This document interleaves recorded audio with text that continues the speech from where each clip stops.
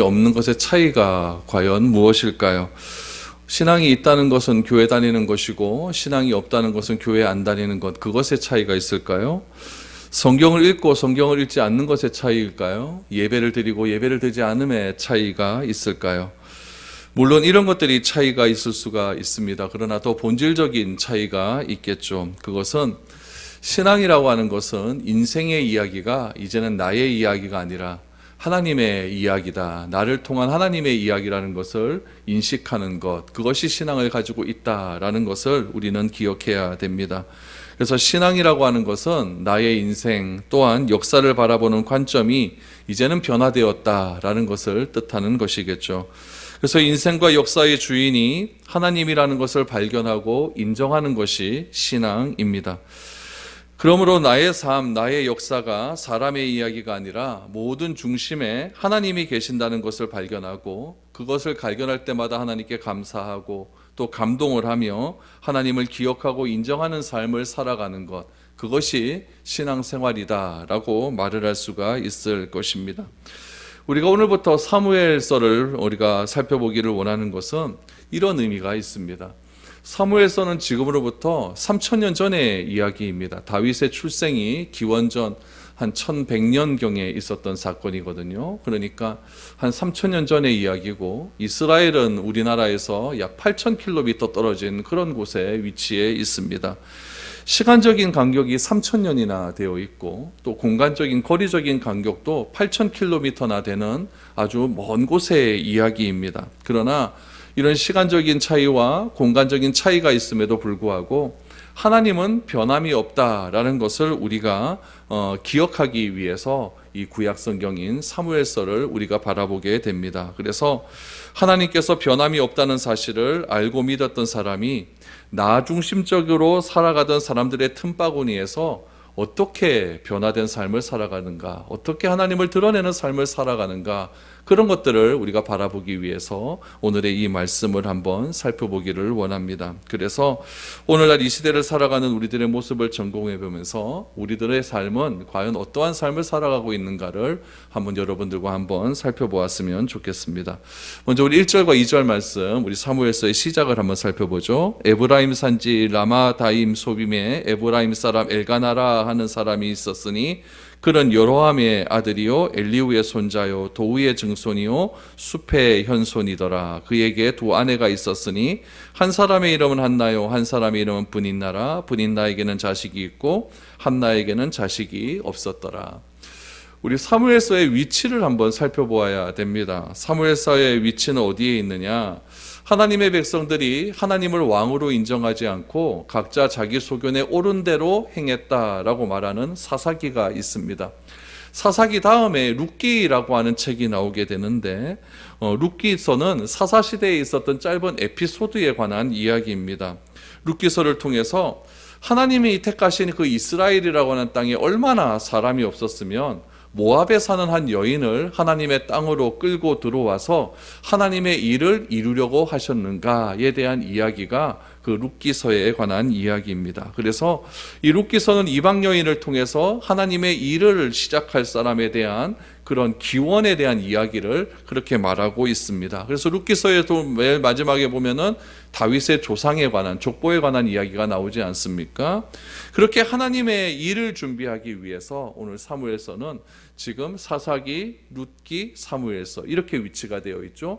사사기에서는 하나님의 백성들이 하나님을 왕으로 인정하지 않았다라는 것으로 끝을 내고 있고, 왕으로 인정하지 않는 그 땅에 사람이 없으니까 모압에서 한 여인을 데리고 와서 하나님의 사람을 택하기 위한 족보를 소개시켜 주시고, 그 족보를 더욱더 이어가기 위해서 한 선지자를 준비시키고자 하는데, 그 선지자의 가문이 어떻게 이어져 왔는지, 그 선지자가 어떤 과정을 통해서 태어나게 되었는지를 사무엘서를 통해서 우리에게 알려주고 있습니다. 거기에 대한 이야기를 오늘 어떻게 시작하냐면은 에브라임 산지의 라마다임 소빔이라고 하는 마을을 먼저 소개하고 있습니다. 라마다임 소빔이라는 뜻은 높은 곳이라는 뜻이에요. 높은 곳. 그래서 우리 성경에 보면 라마라고 하는 지역이 나오지 않습니까? 라마, 사무엘이 죽었던 곳 라마라는 지역이 나오는데, 라마에서 높은 곳, 라마에서 높은 곳, 그것을 라마다임 소빔이라고 이야기하죠. 그래서 높은 곳, 언덕 이런 뜻을 이야기하고 있습니다. 이 에브라임 산지에 라마다임 소빔에 누가 살고 있었냐면은 엘가나라고 하는 사람이 살고 있었다라는 거죠. 이 엘가나라고 하는 사람은 역대상 6장에 보면은 레위 지파의 계보가 나옵니다. 6장 25절 이하에 보면 레위 지파의 계보가 나오는데 그 레위 지파의 계보에 그핫 자손의 후손이 바로 그핫 자손의 후손이 이 엘가나라는 것을 알게 됩니다. 오늘 1절 말씀에도 보면은 그 엘가나의 족보가 쭉 나오죠. 여로보암의 아들이요 엘리후의 손자요 도우의 증손이요 수페의 현손이더라라는 것들이 역대기에 보면 다 나와 있는 그런 내용들입니다. 그러면은 이 레위 지파 사람이 왜 에브라임 지파에 살고 있었을까? 우리 여호수아 말씀에 보면은 이제 12지파들이 땅을 나누지 않습니까? 땅을 나눌 때 레위 지파에게는 땅을 주지 않았어요. 그 대신에 어떻게 했냐면은 레위 지파는 각 지파로 흩어져서 각 지파 사람들이 하나님의 말씀을 잘 듣고 따를 수 있도록 또 하나님께 제사 드리는 그런 임무를 맡을 수 있도록 레위 지파에는 땅을 주지 않고 각 지파로 흩었다는 이야기죠. 그 중에 그핫 자손은 어느 지역에 가서 살고 있었냐면은 에브라임 지파 지역에서 살고 있었다라는 이야기죠. 그래서 이 엘가나라고 하는 사람도 자기 먼 조상이 여호수아 시대 때 에브라임 지파에 가서 제사 드리는 그런 역할을 감당했고 그 후손이었던 엘가나는 지금 에브라임 지파 산지에서 살고 있었다라는 것을 알게 됩니다. 그런 흐름 속에서 엘가나는 제사장의 역할을 감당하고 있었는데 이 엘가나에게는 2명의 아내가 있었죠. 첫 번째 아내는 한나였는데 한나는 자식이 없고 두 번째는 브닌나라고 하는 여인이었는데 그 여인에게는 자식이 있었다라고 말을 합니다. 여러분 이것이 우리에게 주는 의미가 꽤 크죠. 우리 사사기 19장 이후에 보면은 사사기는 18장으로 끝나거든요. 끝났는데 19장, 20장, 21장에 보면 무슨 얘기가 나오냐면 레위 사람들의 타락에 관한 이야기가 나옵니다. 레위 사람들이 첩을 두는 이야기들이 나오죠. 그러면서 레위 지파가 굉장히 타락했다라는 그런 흐름을 우리에게 보여주고 있습니다. 그런 흐름 속에서 이 엘가나도 아내가 2명이에요. 아내가 2명인데 하나는 아이가 있고 하나는 아이가 없다. 여러분 오늘날에도 이게 우리나라는 아직까지도 유교적인 전통이 있기 때문에 아이를 낳지 못하면 굉장히 좀 마음적으로 심히 좀 힘든 그런 사회적인 분위기 속에서 살아가고 있습니다. 많이 좋아졌다고 할지라도 이게 아이를 못 낳는다는 것은 여자에게 있어서 굉장히 큰 수치스러움이죠. 3,000년 전의 상황은 어땠을까요? 3,000년 전의 상황은 여자를 여자로 인정하지 않는 그런 상황들이었죠. 그런데 한 명은 자식이 있고 한 명은 자식이 없습니다. 더군다나 자식이 없는 여인은 엘가나의 첫 번째 부인이었습니다. 두 번째 부인은 자식이 있는데 첫 번째 부인은 자식이 없어요. 여러분 이런 상황에서 오는 수치심, 이런 상황에서 오는 그 여인의 괴로움은 극에 달했을 것입니다. 우리 성경에 보면 이 불임에 대한 이야기가 굉장히 많이 나와요. 창세기에도 보면 아브라함의 아내 사레는 89대까지 자식이 없었습니다. 90의 아기를 놓지 않습니까? 그 사레의 마음이 얼마나 아팠을까요? 며느리를 하나 둡니다. 며느리를 뒀는데 그 며느리 리브가는 몇 년 동안 자식을 낳지 못했냐면은 20년간 자식을 낳지 못했어요. 이삭이 40에 결혼을 했는데 60살 될 때까지 아기가 없는 겁니다. 이삭이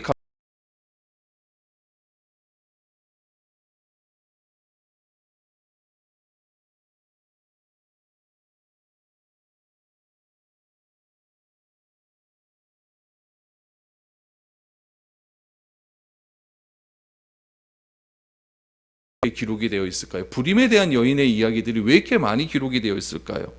그 이유는 딱 한 가지입니다. 하나님께서는 자신의 일을 함에 있어서 꼭 사람을 통해 일한다는 것을 알려주기 위함입니다. 그런데 그 사람을 아무나 통해서 일하는 것이 아니라 하나님께서 택하신 사람, 택하신 생명을 통해서 일을 한다라는 것을 우리에게 보여주기 위함이라는 것이죠. 하나님이 사용하고자 하는 사람은 아기를 낳는 것이 왜 이렇게 힘이 들까요? 남들은 쉽게 하는 일을 왜 하나님의 사람들은 쉽게 하지 못할까요? 그 이유는 이 생명이라고 하는 것은 하나님께 속해 있기 때문에 그렇습니다. 그래서 생명을 보낼 때는, 하나님께서 택하신 사람에 대한 생명을 보낼 때에는 하나님께서 굉장히 주권적으로 역사하신다, 관여하신다라는 것을 우리에게 알려주시기 위해서 하나님께서 택하신 사람들의 그 태어난 생애의 비하들을 보면 굉장히 힘들게 태어난다는 것을 우리는 알게 됩니다. 엘가나의 가정에 이런 어려움들이 있었던 거예요. 엘가나의 이름의 뜻은 무엇이냐면 하나님의 소유라는 뜻을 가지고 있어요. 한나라고 하는 이름의 뜻은 은혜라는 이름의 뜻을 가지고 있습니다. 두 번째 부인이었던 브닌나라고 하는 것은 보석이라고 하는 이름의 뜻을 가지고 있어요. 성경에 보면은 이 사람의 이름의 뜻을 보여주는 그런 상징적인 의미가 굉장히 큰데, 하나님의 소유, 하나님의 사람 안에는 은혜, 보석, 얼마나 아름다운 이름을 가지고 있습니까? 그런데 이런 가정에서 자식이 있고 없고의 차이는 굉장히 크다는 것을 알 수가 있고, 그 가정의 분위기를 알 수 있는 그런 대목이죠. 하나님은 이 한나를 통해서 믿음의 아이가 어떻게 태어날지를 우리에게 보여주고 있습니다. 이런 일을 통해서 하나님께서 가정의 기도 제목을 주시는 이유도 다 있는 것이죠. 한나의 기도 제목은 뭘까요? 하나님, 아이 하나만 낳게 해주십시오. 이 기도를 얼마나 많이 했을까요? 근데 하나님께서 기도를 들어주십니까? 기도를 안 들어주세요. 딱 들어주시면 좋을 것 같은데 꼭 우리가 막 그게 달할 때까지 그렇게 하나님께서 몰고 가시다가 그렇게 기도를 들어주시는 그런 하나님인 것 같습니다. 오늘날 우리도 기도하지 않습니까? 우리의 기도는 왜 이렇게 무기력하고 왜 이렇게 우리가 기도해도 기도의 응답은 없을까요? 오늘 이런 물음에서 우리가 시작을 하다 보면은 마지막에 한나의 기도를 통해서 왜 우리의 기도가 이렇게 응답이 없는지에 대한 해답을 알 수가 있을 것입니다. 한나가 지금까지 기도를 많이 했어요. 하나님, 아이 주세요, 아이 주세요. 응답이 없습니다. 이럴 때 어떤 일이 있었을까요? 3절 말씀을 한번 보시기 바랍니다.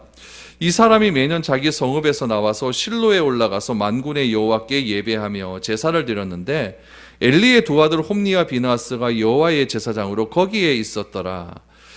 엘가나가 매년 자기 성읍인 에브라임 지파 라마다임 소빔에서 나와서 지금 어디로 가냐면은 그 당시에 성막이 어디에 있었냐면 실로에 있었어요. 실로는 어디에 위치해 있냐면은, 라마다임은 어디에 있냐면은 예루살렘에서 북서쪽으로 조금 올라갑니다. 올라가면 예루살렘에서 북서쪽으로 한 8km 떨어진 곳에 이 라마가 있어요. 라마가 있고, 이 실로는 어디에 있냐면은 예루살렘에서 북쪽으로 똑바로 올라갑니다. 똑바로 올라가면은 한 30km 떨어져 있어요. 그곳에 실로가 있습니다. 그러니까 이 엘가나라고 하는 사람은 매년마다 한 20km를 걸어서 그렇게 실로에 가서 예배를 드렸다라는 이야기죠. 당시 이스라엘 사람들은 3번의 절기를 꼭 지켜야 되지 않습니까? 6월절, 7.7절, 초막절. 이때마다 항상 이 엘가나는 이 실로에 가서 한 20km 정도를 걸어가서 온 아내를 데리고 걸어가서 그렇게 예배를 드렸다라는 것을 알 수가 있습니다. 그런데 당시 제사장이었던 엘리가 자신의 두 아들이었던 홈니와 비느하스에게 제사장의 직분을 넘겼다까지가 그 당시의 배경입니다. 그 당시에 이런 상황이 있었다라는 것이죠. 그래서 우리가 알 수 있는 사실은 무엇이냐면은 이 실로라는 곳에서 성막이 있었고, 이 실로에서 예배를 드렸고, 그 당시에 대제사장은 엘리였고, 엘리의 두 아들 홈니와 비느하스가 그 아버지의 뒤를 이어서 제사장의 직분을 맡고 있었다라는 것을 알 수가 있는 거죠. 그럼 엘가나는 뭐냐? 엘가나는 에브라임 지파의 제사장이었다라고 기억을 하시면 좋을 것 같습니다. 엘가나가 명절이 되어서 이제 실로로 갔습니다. 실로에 가서 어떤 일이 있었느냐? 4절에서 6절 말씀을 한번 보시죠. 엘가나가 제사를 드리는 날에는 제물의 분깃을 그의 아내 브닌나와 그의 모든 자녀에게 주고 한나에게는 갑절을 주니 이는 그를 사랑함이라. 그러나 여호와께서 그에게 임신하지 못하게 하시니 여호와께서 그에게 임신하지 못하게 하심으로 그의 적수인 브닌나가 그를 심히 격분하게 하여 괴롭게 하더라 라고 말합니다. 엘가나가 제사를 드리는 날에는 제물의 분깃을 그의 아내 브닌나와 그의 모든 자녀에게 주었다라고 말을 하는데, 제물을 그의 아내에게 주었다라는 것은 화목제물을 드렸다는 이야기입니다. 그러니까 이스라엘은 5가지의 제사가 있지 않습니까? 번제, 소제제, 화목제, 속건제, 속죄제, 5가지의 제사가 있는데, 화목제를 제외한 4개의 제사는 뭐냐? 다 태워버리는 제사들입니다. 그러나 유일하게 이 화목제만은 이 제물을 어떻게 해야 되냐면 그날이 가기 전에 다 먹어야 돼요. 그래서 이 엘가나는 자기와 함께 온 가족들에게 재물을 다 나눠준 거죠. 먹을 것을 다 나눠주었는데 특별히 5절 말씀에 보면은 한나에게는 갑절을 주었다. 왜 갑절을 주었느냐? 그를 사랑했기 때문이다 라고 말을 하고 있습니다. 여러분, 여기서 알 수 있는 사실은 엘가나는 2명의 아내가 있었지만은 2명의 아내들에게 참 잘하는 남편이었다라는 것을 우리는 알 수가 있겠습니다. 그리고 매년 절기를 지킬 만큼 믿음도 있었던 그런 제사장이었습니다. 그런데 엘가나가 한나를 사랑했어요. 한나를 사랑했는데 아기가 생기지 않습니다. 왜 이렇게 아기가 생기지 않았을까요? 이 엘가나와 한나는 마음 가운데 근심이 많았을까? 왜 아기가 생기지 않았을까? 당신에게 문제가 있는가? 너에게 문제가 있는가? 근데 오늘 성경은 분명히 이야기를 합니다. 뭐라고 이야기하냐면은 5절 하반절에 보니까 그러나 여호와께서 그에게 임신하지 못하게 하시니 라고 말을 하면서 6절에 보니까 또 한 번 반복을 합니다. 여호와께서 그에게 임신하지 못하게 하심으로 그의 적수였던 브닌나가 그를 심히 격분하게 하여 괴롭게 했다라고 말을 합니다. 그러면 여러분, 브닌나가 한나를 괴롭게 한 이유는 무엇이었을까요? 딱 한 가지입니다. 자신의 남편이 자기보다 한나를 더 사랑한다는 것을 느꼈기 때문입니다. 그럼 브닌나의 입장에서는 어떻게 생각을 했냐면은 나는 아들을 낳았고 한나는 자식이 없는데 왜 나를 더 사랑해야 되지? 한나를 더 사랑하느냐, 이런 마음 가운데 어떤 불만이 있을 수 있었을 것 아니겠습니까? 특별히 여러분 4절에 보니까 그의 모든 자녀에게 주었다라고 말을 합니다.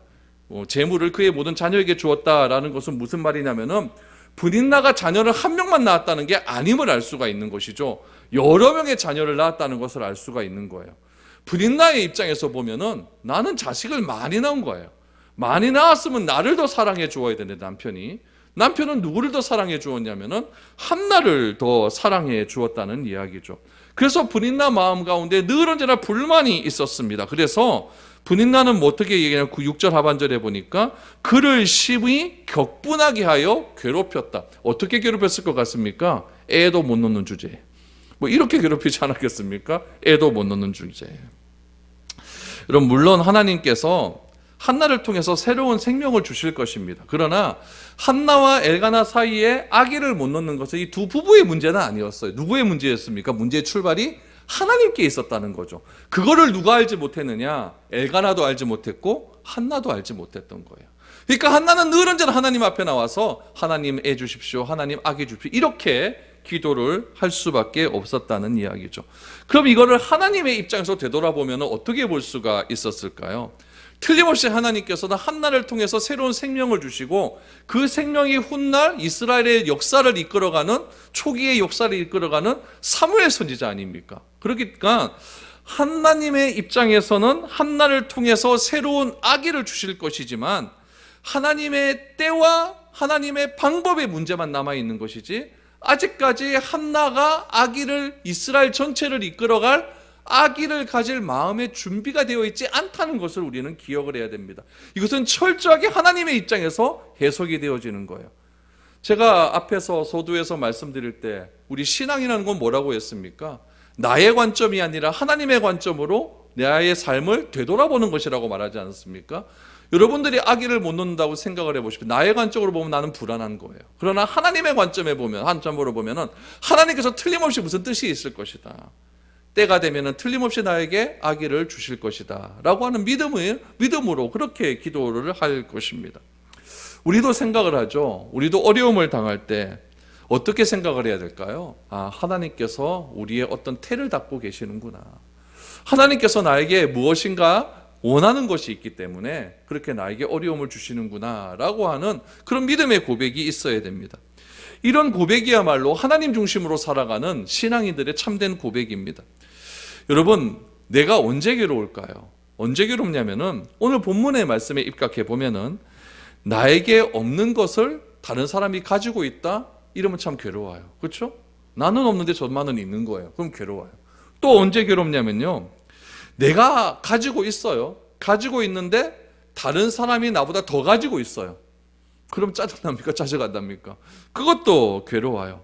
그럼 여러분, 이 괴로움의 뿌리는 무엇에 있는 걸까요? 부족함에 있는 거예요. 그 부족함을 성경은 무엇이라고 이야기하면 결핍이라고 이야기합니다. 결핍. 그래서 이 부족함의 뿌리는 결핍의 문제고, 이 결핍은 결국 무엇으로 이어지게 되냐면은 시기심으로 이어지게 됩니다. 여러분, 이 분인나는 아기를 갖고 있었어요. 아기를 갖고 있었지만은 아기를 없는 한나를 시기하기 시작을 합니다. 뭐 때문에 시기합니까? 아내의 사랑을, 남편의 사랑을 자기가 더 못 받는다고 생각을 했기 때문에 그렇죠. 한나는 무엇 때문에 시기할까요? 나는 남들 다 놓는 애를 못 가져요. 근데 분인나는 아기가 있거든요. 그것 때문에 시기하겠죠. 다 결핍의 문제입니다. 사랑의 결핍, 아기의 결핍, 소유의 결핍. 나는 있지만 더 많이 가진 사람을 보면은 내가 힘들어지는 거예요. 시기가 나는 거죠. 우리 삶에서 다 그렇잖아요. 천만은 저래 잘 되는데 나는 왜 이렇게 안 될까? 저 사람은 저렇게 자식은 잘 되는데 내 자식은 왜 이렇게 안 될까? 이것이 다 여러분 결핍의 문제고, 결국 그 뿌리는 시기심으로 나온다라는 거죠. 그런데 여러분, 참 중요한 것은 이런 시기심이라는 것이 시간이 지나면 지날수록 분노를 하게 만든다는 이야기죠. 우리는 우리의 분노를 합리화를 막 하려고 합니다. 그래서 나중심적으로 생각을 하죠. 나에게 있는 시기심, 결핍을 그렇게 인정하지 않고, 내가 화내고 있다는 것을 인정하지 않고 어쩔 수 없지 않느냐라고 하는 식으로 합리화를 많이 하고 있습니다. 그러나 우리의 마음 가운데는 나는 이만큼인데 왜 저 사람은 저렇게 나보다 더 많이 가질 수 있을까? 라고 하는 시기심을 늘 언제나 가지고 있습니다. 여러분, 이 시기심을 이 사무엘서를 볼 때 항상 생각하고 있어야 돼요. 왜냐하면 이 시기심이라는 것이 사무엘서를 이끌어가는 주제이기 때문에 그렇습니다. 하나님은 이 문제가 해결되지 않으면 절대 일하지 않습니다. 사람을 사용하지 않아요. 하나님의 사람으로 빚어가기 시작할 때에 우리의 입장에서는 고난이라고 하지만, 하나님의 입장에서는 이 시기심의 문제를 어떻게 해결하느냐, 그 문제가 달려져 있는 거예요. 인간의 시기심은요, 날로 극해져 갖고 결국 누구를 향하여 시기하냐면 하나님을 향하여 시기해요. 하나님, 어떻게 그럴 수가 있습니까? 시기심은 또 누구에게 나가지 않습니까? 누구에게 향하는지 아십니까? 부모를 향해요. 어머니, 아버지, 왜 내 동생, 내 언니, 형은 저렇게 나와놓고 나는 왜 이거밖에 안 됩니까? 이런 시기심이 부모를 향할 때도 있어요. 형제 자매를 향할 때도 있어요. 우리 성도들끼리도 그런 시기심이 나올 때가 있다라는 이야기입니다. 그래서 사탄이 이 세상을 지배할 때에 인간에게 시기심을 자꾸 사탄이 집어넣음을 통하여서 이 시기심 문제를 통해서 분열하고 갈라지는 원인을 제공한다라는 것을 알게 됩니다. 사무엘서도에 보면 사울이라는 사람이 나오지 않습니까? 사울이 승승장구했어요. 그런데 언제 시기심이 발동합니까? 다윗이 골리앗을 물리치고 예루살렘으로 들어왔을 때 여인들이 부르는 노랫소리에 시기심이 발동하지 않습니까? 사울이 죽인 자는 천천히 인지만 다윗이 죽인 자는 만만이다. 여기에 시기심을 해결하지 못하고 사울이 죽을 때까지, 사무엘상 끝날 때까지 다윗을 향한 시기심이 계속해서 폭발해 나간다는 것을 우리는 알게 됩니다. 이런 마음이 사울만의 이야기일까요? 저는 가만히 보니까 이 마음이 제 마음속에도 있어요. 여러분 마음속에는 없습니까? 다 있다는 이야기죠. 엘가나가 한나를 사랑했습니다. 특별하게 대한다는 것을 알고 있었어요. 재물도 갑절을 주었다라고 이야기하는데, 이 갑절을 주었다라는 것을 제가 다른 성경에 보니까, 원어 성경에 보니까 특별하게 대해 주었다라고 말을 하는 거예요. 특별하게 대해 주었다. 그러니까 이 엘가나가 한나의 마음을 알고 있었던 거죠. 그래서 좀 특별하게 대해 주었다라는 것을 알고 있습니다. 그러자 분인나는 한나를 시기하기 시작을 합니다. 이런 분인나의 시기심, 다 가지고 있었음에도 불구하고 자신에게 없고 한나에게 있는 것을 시기하는 그녀의 마음은 어땠을까요? 한나의 마음이나 자식이 있는 분인나의 마음이나 저는 똑같다고 봅니다. 다 결핍의 문제예요. 우리는 무엇에 결핍을 가지고 있는지 다시 한번 생각해 보아야 됩니다. 분인나의 시기심이 극에 다가기 시작합니다. 이런 분인나가 한나에게 하는 말에 얼마나 독이 있고 얼마나 화살이 있었을까요? 7절 8절에 보니까 또 다른 이야기가 나옵니다. 매년 한나가 여호와의 집에 올라갈 때마다 남편이 그같이 하매 분인나가 그를 격분시키므로 그가 울고 먹지 아니하니 그의 남편 엘가나가 그에게 이르되 한나여 어찌하여 울며 어찌하여 먹지 아니하며 어찌하여 그대의 마음이 슬프냐 내가 그대에게 10아들보다 낫지 아니하냐 하니라 라고 말을 합니다. 매년 한나가 이렇게 올라간 거죠. 자기의 남편과 올라갔는데 엘가나는 매년마다 한나에게 좀 특별하게 재물을 주었어요. 그랬더니 브닌나가 극에 달해서 한나에게 더 독을 쏘았죠. 그러자 이제 한나가 이제 시위를 하기 시작을 하는 겁니다. 나 안 먹겠다. 울면서 먹지 않는 거예요. 그랬는데 이 한나의 남편이 한나에게 위로를 한답시고 말을 하는데 그 위로의 말이 참 문제가 되는 것 같아요. 말을 참 잘해야 됩니다. 말을 참 잘해야 되는데 다 맞는 이야기거든. 지금 남편이 아내에게 하는 말이 다 맞는 이야기인데 이게 한나로 하여금 더 격분하게 하는 말입니다. 한번 보시기를 바랍니다. 자신이 한나를 사랑하고 있다는 이야기예요. 지금 엘가나가 한나에게 하는 이야기는 무엇이냐면은 한나여 왜 울고 먹지 않냐냐, 왜 울고 있느냐, 내가 너를 사랑하는데 뭐가 문제가 되느냐, 내가 너를 사랑하는데 10아들 있는 것보다 뭐가 문제가 되느냐, 그러니까 울지 말고 제발 좀 먹어라 이렇게 얘기하는 거예요. 여러분 남편의 말이 틀렸습니까 맞았습니까? 맞죠. 그런데 뭐가 빠졌을까요? 여자의 마음을 읽는 공감대가 빠진 거예요.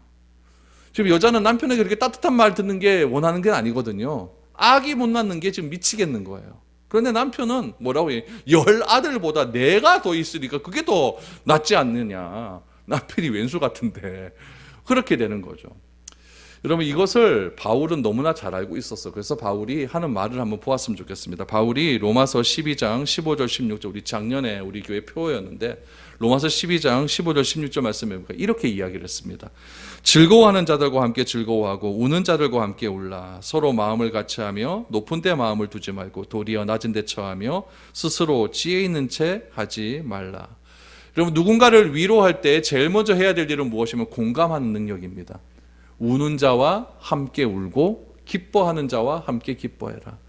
욥이 어려움을 당했을 때 욥의 친구들이 찾아옵니다. 친구들이 찾아왔었을 때 그 친구들이 욥의 당한 현실을 보면서 죄를 뿌리면서 완전히 같이 울어주었습니다. 그때는 아무런 문제가 되지 않았어요. 그런데 욥의 세 친구들이 욥을 향하여 말을 하기 시작을 합니다. 그때부터 문제가 발생하지 않습니까? 공감 능력이 떨어지는 거예요. 그래서 바울은 무엇이라고 이야기하냐면은 마음을 같이 하고 공감 능력을 가지면서 여러분 높은 데 마음을 두지 말고 스스로 지혜 있는 채 하지 말라라고 그렇게 권면을 하고 있습니다. 여러분 높은 채 마음을 두는 것은 무슨 말일까요? 꼭 무엇인가 권면하듯이 이야기하는 경향이 있어요. 어려움 당하는 사람 보면은 내가 너보다 나은 것처럼 얘기하면서 선생님 된 것처럼 하면서 그렇게 꼭 이렇게 뭘 가르치듯이 얘기하는 경향이 있다는 거예요. 그렇게 얘기해봐야 그 말을 듣는 사람은 전혀 위로가 되지 않습니다. 여러분 위로를 받을 사람이 있으면 뭐부터 하면 되냐면 손잡아주는 게 제일 좋아요. 손잡아주고 그냥 같이 울어주는 게 제일 좋습니다. 뭐가 제일 기쁜지 아십니까? 내가 기뻐하면 내가 기뻐하는 일이 있으면 같이 진짜 기뻐하는 일이 있을 때 그게 제일 좋은 거예요. 내가 해봐야 무슨 말이 좋은 말이 나오겠다고 거기다 대고 말을 되겠습니까? 상대방이 내가 느끼는 감정을 그대로 공유할 때 천마디 말보다 낫는 것 아니겠습니까? 그래서 잠언에서도 보니까 때에 맞는 말이 금쟁반의 사과와 같다라는 말도 있지 않습니까? 그래서 오늘 엘가나가 한나에게 한 말은 다 맞습니다. 다 맞아요. 다 맞는데 무엇이 부족했냐면 공감 능력이 부족을 했어요. 그랬더니 한나가 결국 어떻게 되냐? 정신 차리기 시작을 하는 겁니다. 아, 이 남자에게서 내가 뭐 받을 게 없구나. 더 이상 없구나. 그래서 한나가 참 지혜로운 선택을 합니다. 이제 더 이상 남편을 의존을 못하겠다라고 말을 하면서 자신의 모든 마음을 예전에는 남편에게 이야기했어요. 여보 저 분인나가 애 있다고 나를 얼마나 무시하는 줄 아나? 이렇게 얘기하다가 남편도 안 되니까 이제 자신의 마음을 하나님께 토해내기를 시작을 합니다. 뭐라고 토해내느냐? 여러분 기도 응답의 비결이 여기에 있습니다. 9절에서 11절 말씀을 한번 보시죠. 그들이 실로에서 먹고 마신 후에 한나가 일어나니 그때의 제사장 엘리는 여호와의 전 문설주 곁 의자에 앉아 있었더라. 한나가 마음이 괴로워서 여호와께 기도하고 통곡하며 서원하며 이르되 만군의 여호와여 만일 주의 여종의 고통을 돌아보시고 나를 기억하사 주의 여종을 잊지 아니하시고 주의 여종에게 아들을 주시면 내가 그의 평생에 그를 여호와께 드리고 삭도를 그의 머리에 대지 아니하겠나이다. 남편의 말이 위로가 되지 않는 상황에서 한나는 일어나 기도하러 갔습니다. 한나는 남편과 또 부인 나에게 왜 나에게 이런 일이라고 그들에게 가서 따지지 않았습니다. 하나님께 모든 문제를 가지고 갔습니다. 여러분, 이것이 신앙인의 첫 번째 자세겠죠. 그리고 자신에게 일어나는 수많은 일들의 원인이 나에게 있다는 것이 아니라 하나님으로부터 무엇인가 의미가 있기 때문에 일어난 일이라는 것을 토해내기를 시작을 합니다. 여러분, 이것이 참된 기도의 출발점이라는 거예요. 여러분, 한나의 기도 내용이 바뀌어 가지 않습니까? 하나님 애 주십시오라는 기도에서 하나님 이 여종의 고통을 보시옵소서라고 말을 하면서 이제 한나가 무엇이라고 이야기를 하냐, 11절 말씀이 중요해요. 하나님, 나를 기억하사 주의 여종을 잊지 아니하시고 주의 여종에게 아들을 주시면 뭐 하겠다? 내가 그의 평생에 그를 여호와께 드리겠다. 삭도를 그의 머리에 대지 아니하겠다. 나시린 서원을 하지 않습니까? 결국 하나님이 원하시는 것은 이거였습니다. 여러분, 애기 못 낳다가 애 낳으면 그 애가 우상이 됩니다. 절대 하나님께 못 드려요. 어떻게 하지를 못해. 그러나 하나님의 마음 가운데는 어떤 계획이 있었냐면은 한나에게서 나오는 그 생명을 통하여서 하나님께서는 초기 이스라엘의 역사를 이끌어가고 싶은 거예요. 그런데 부모가 그것을 거역을 해요. 그럼 이건 안 되는 거죠. 왜 하나님께서 아브라함에게 이삭을 바치라고 했겠습니까? 이삭은 내 아들이 아니라 내가 너에게 선물로 준 아들이라는 것을 알려주시기 위함 아니겠습니까? 오늘 본문도 똑같은 거예요. 한나에게 아들이 들어서요. 그러면은 그 아들이 얼마나 귀하겠습니까? 그런데 한나는 아들만 주시면 그 아들 하나님께 바치겠습니다. 동기가 바뀌잖아요. 기도의 내용이 변화되잖아요. 기도의 과정이 바뀌잖아요. 이후로 어떻게 됩니까? 한나가 아기를 갖습니다. 기도 응답의 과정은 여기서부터 출발을 합니다. 그러므로 기도를 한다고 되는 것은 아닙니다. 우리가 무슨 기도를 하든 하나님께서 기도는 들으십니다. 그러나 그 들으심의 응답으로 가기 위해서는 하나님의 뜻을 알아야 돼요. 하나님께서 나로 하여금 기도하게 하시는 이유가 무엇인가? 하나님께서 나로 하여금 기도의 자리에 오게 하시는 이유가 무엇인가? 그것을 내가 자꾸 기도하다 보면은 하나님께서 나의 기도를 바꾸어 주십니다. 바꾸어 주셔서 나 중심적 기도에서 하나님 중심적 기도로 변화가 되는 순간이 오게 됩니다. 그 순간이 어떤 순간이냐? 내가 원했던 모든 것들을 다 내려놓습니다. 다 내려놓고 하나님의 뜻이라고 한다면 내가 그 뜻을 따르겠습니다 라고 하는 그런 기도로 변화가 된다는 이야기죠. 오늘 한나의 기도 내용이 그거 아닙니까? 예전에는 하나님 아들 하나만 주십시오. 그럼 내가 잘 키우겠습니다. 그 기도에서 어떻게 합니까? 하나님 여종의 고통을 들으시는 하나님, 아들을 주시면 내가 하나님께 드리겠습니다. 삭도를 대지 않겠습니다. 우리의 기도는 어떻습니까? 오로지 나의 만족과 유익을 위한 기도는 아닌지 다시금 생각해 볼 필요가 있습니다.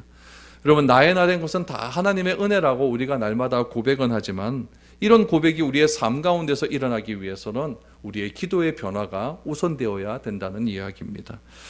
여러분, 하나님의 말씀을 지속해서 읽으십시오. 그래서 하나님께서 기뻐하시는 기도의 내용이 무엇인지를 내가 알아갈 수 있기를 원합니다. 그래서 하나님께서 원하시는 기도의 뜻을 잘 알아서 성경적인 기도를 하나님께 드림을 통해 하나님이 그 기도의 응답을 통해 하나님의 뜻을 이루어가는 그 이루어가는 통로로서 나의 기도가 사용될 수 있도록 하나님께 간절히 구할 수 있는 그런 저와 여러분들이 되었으면 좋겠습니다. 그것이 우리가 신앙하고 믿음을 가지는 삶의 자세고 이유이며, 그렇게 우리가 삶을 성화시켜 나아갈 때에 우리는 참된 그리스도인으로서의 삶을 살아가게 될 줄로 믿습니다. 그런 은혜가 저와 여러분들에게 넘쳐날 수 있기를 축복드립니다.